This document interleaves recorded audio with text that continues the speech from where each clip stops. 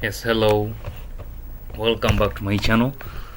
Today my name's Hex, and I'm going to demonstrate to you how to enable hypervisor in Windows 10.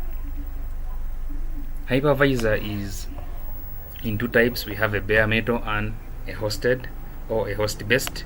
Now this one that I'm going to enable is a host based. A bare metal is the one that we install on a machine itself without any other operating system.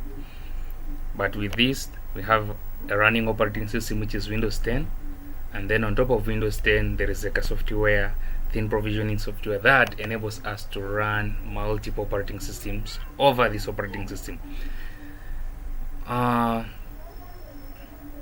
So without wasting time, let's just go and do the configuration part of it. So I have to go to control panel,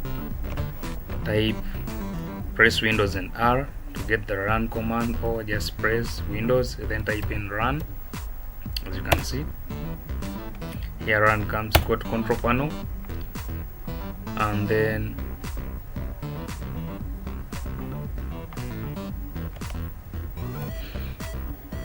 we have to come and go to programs,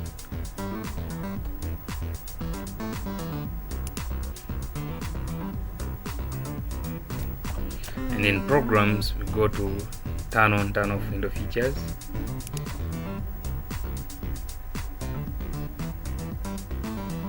This is where we go to.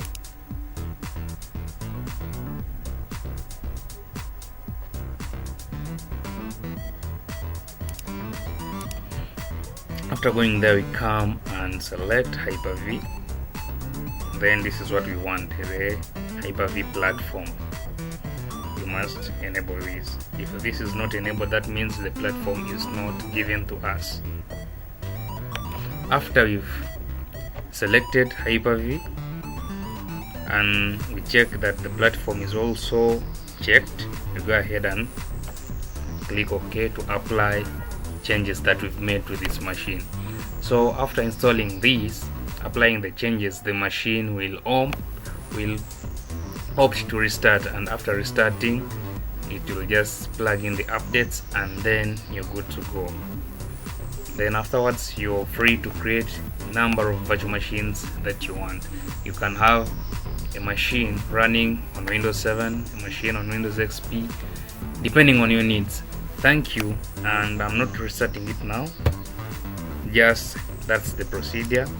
Afterwards the machine will need to be restarted. After restarting, it will be good to go. When you come here to Windows and type in HyperV, you can see nothing, it's not there.